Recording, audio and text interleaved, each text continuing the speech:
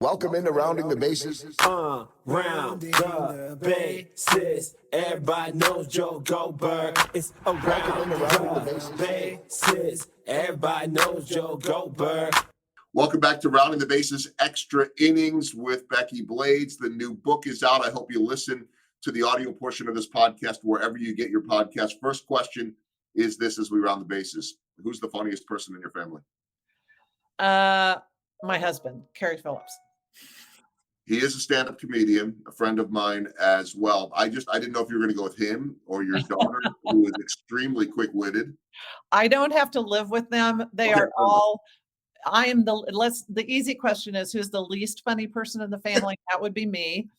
And I have a one daughter who produces musical improv shows, and then another daughter who writes comedy in New York. So they all went, they leaned into their funny. Okay, second question. I want to go there because actually Carrie and I talked about this, that I'm pretty sure that your daughter that writes, I think has a book coming out in the spring. So I'm going to hit all of you up to get her. But she's got a pretty behind the scenes famous job. And I'm curious how much fun that is for both of your kids, of course. I mean, as parents, we love to celebrate our kids and see their success. But I mean, shoot, I even follow her on social media. She's hysterical. Yeah. Tell me about her endeavors out in New York. Yeah. So follow her. She's Taylor K. Phillips. She put that middle name in there because she says I gave her a really boring name, Taylor Phillips. She has her dad's name, Phillips. Mine is Blades. We've always been married. We're both their parents, but I didn't take his name. She is the writer for John Oliver's Last Week Tonight show, and it's her dream job. She just got it this year. It's a winning writing team, so she also got her first Emmy this year, which is super exciting. The text thread in our family was pretty fun this year. But yeah, she has written a book. She started with a proposal like the week I got my book deal, and she wrote her book in like a month because she's fast. And it's a funny book called A Guide to Midwestern Conversation, which pokes fun at our Midwestern niceness, but not in a mean way. It's just that comparison that she makes between what she sees in New York, because she's lived there now for on the East Coast since college. So comparing it and really loving the things about the Midwest and shining a light on them. And that comes out in April. Okay, third question as we round the bases. I mean, there's like a million fun facts on you, so I'm not even going to get to a chunk of them. But I read that you like taking pictures of numbers, and for all of our discussion about trying different things, and I'm curious about what in the world the fascination is there.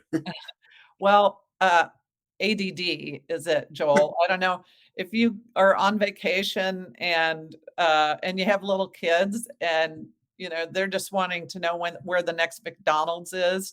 So you're walking down streets and you see cool numbers. So I thought, we have our iPhones. So I would take really arty pictures of numbers and then textures.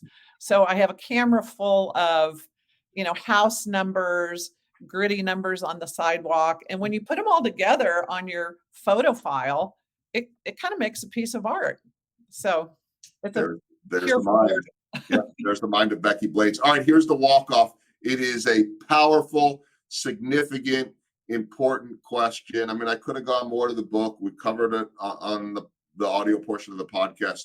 Who's the most famous person you turned, or at least eventual famous person you turned down for a date?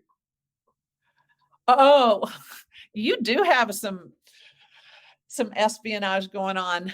I turned down a date with George Clooney, but he didn't know it, so don't blame him. I mean, don't tell him. I was working at Starlight as an intern when I was 21 years old, between my junior and senior year in college, and Rosemary Clooney was an act there, and we became buddies. I drove her around everywhere during the day and she performed at night. And she liked me and she knew I was a journalism student. And pretty soon she started talking about her nephew, who was a journalism student at Kentucky University, I think. And every day she'd get louder with the, you know what, you and my nephew would love you. You guys need to get together. I'm going to have him come down for the weekend show. Come on, would you go out with him? Well, I had a boyfriend. I had a boyfriend and I hadn't seen her nephew. So that's the story. I said, "No, Rosemary, I have a boyfriend. Please don't bring your nephew to Kansas City." Well, that's one of those things, talk about being a stardust and trying everything. You can't try everything in that realm of things. I guess you can, you're not really supposed to. So I'd say it all worked out, probably for everybody. And his loss, of course, but Carrie Phillips' gain, Yeah. because life has turned out great.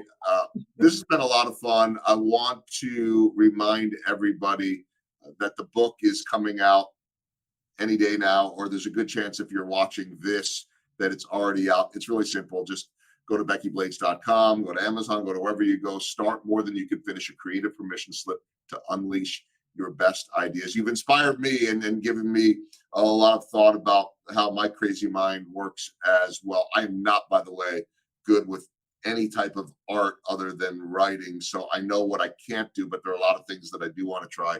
And so you've inspired me to do that. Becky, thanks so much again for spending all the time. Thank you, Joel.